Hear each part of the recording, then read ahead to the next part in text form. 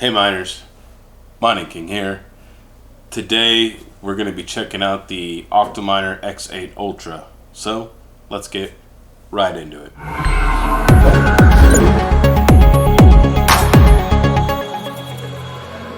Alright guys, before we get into this video, if you guys could please like, share, and subscribe, I really appreciate it as it helps promote the channel. Alright, let's get back into the video. Alright guys, so I did order a Octominer X8 Ultra Plus from Octominer. So I was gonna kind of do a breakdown and maybe give you guys, you know, if you're thinking about purchasing one of these units, you know, what kind of things you can expect. Also, maybe some features that you may or may not have known about, and maybe some subtle differences in between the X8 Ultra and the X8 Ultra Plus that I noticed right off the bat. Let's go ahead. So this is the X8 Ultra Plus. So you will notice between this is the Plus and the regular X8 Ultra is you will notice that these are 140 millimeter fans, and the X8 Ultra Non-Plus has 120 mil. So you will be moving some more CFM with this particular model, as well as these handles don't ship. I mean, they do ship, but they don't come attached. So you have to attach these, and I think this was a smart move, as I could see these could get bent or damaged. So that I think is a smart move by Octominer. You still have your SSD here in the front, pretty standard, really easy, you know, disconnect right here. You also have a temperature gauge right on this side of the unit, as well as your power, reset, and clear CMOS button. You have a VGA hookup, and you know, USB for like hooking up a keyboard. If you hear me sniffling and stuff, guys, I'm a little under the weather, but I wanted to do a video for you guys today. So let's take a look in the back of the case. So you will notice there is the main difference here between is going to be the power supplies, because these do have on the X8 Ultra, it will be 2 PSU holders right here instead of 4. So this particular arrangement I arranged for the base spec, which is pretty much you get 4 of these 460 watt power supplies for a total of 1,840 watts. Which, if you're doing about 80%, you got to take away 360, so you get like 1,480 watts, which is plenty enough for me. I don't have any power hungry cards in my farm. I don't have any 3080s or 3090s, so the highest card I got is a 3070. So I mean, this will be plenty enough for me.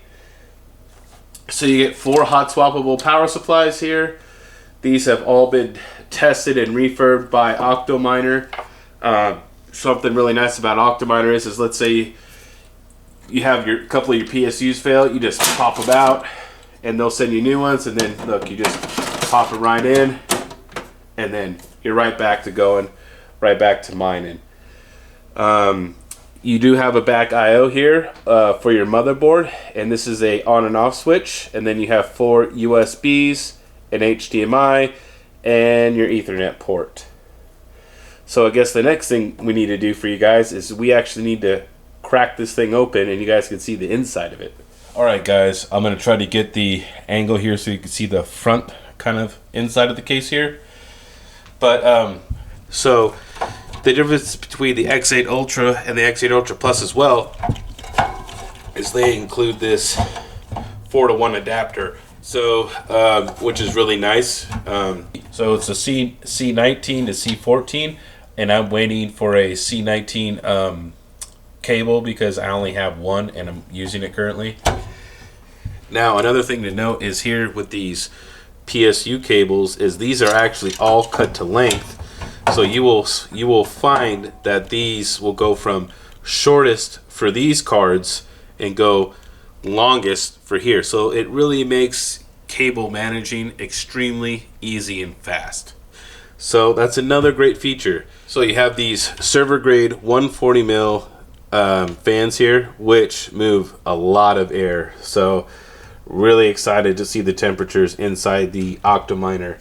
And as you can see, they did a very good job with their cable management. It's nice and straight, very clean. Now the motherboard. The motherboard is also on its own PCIe slot, which makes it very easy and serviceable. So if you have a bad part on the board or something goes wrong, you just pull the board out, they'll ship you a new one, and you can replace it pretty easy. All right, now here we are on the other side. So you can see that this is a proprietary board for Octominer, so that these PSUs what they do is they do a load share. So they split all the load throughout all these power supplies. So it makes it very efficient. And then you'll see that they have 65 millimeter GPU spacing, so you could get some nice 3090s or 3080s in here if you did have those particular GPUs. That's another great feature. I just wanted to give you guys a few angles of this particular server case so you guys could see what it's like to see inside of this. I will probably be putting in some of my 1616 Supers in here. Because that's what I have the most of, and I know it's like, Mighty King, why don't you put some of your other cards that maybe use a little more heat? And yes, I could do that, but I don't have enough to fill up eight cards. I have like 5 Mega cards, and I have 5 30 series cards, so there's still going to be a few spots that I won't be able to fill up, and I'd like to just do a nice fill up of the rig. Alright guys, so that's going to be it for this video today. I just want to go over some of the features and some of the things you can kind of expect when you do get an Octominer. I really like these cases. They have great warranty on this. If you have a problem with something in shipping or something in spent or whatever it is, these guys at Octominer are more than willing to help you guys out to make sure that you have a good product. If you guys like this kind of content, give me a thumbs up. Let me know down in the comments down below. If there's something else that you'd like to know about this particular server case, leave me a comment down below. Or if there's maybe something you want me to test on it. I do recommend though, when you do get your Octominer, that you do just plug in the power and run an Ethernet to it, just to verify that it all turns on, it all works as it should. Because if there's a bigger problem at hand, and maybe your board went out or it got wobbled in shipping or whatever and it's damaged, you don't want to have to yank all the cards out to test everything. I would just plug in one of the PSUs, plug in your Ethernet, turn it on, make sure it comes up in Hive, and if it does, then slap in your GPUs and call it a day. This is the Mighty King giving you the most hashes, and I'll see you next time.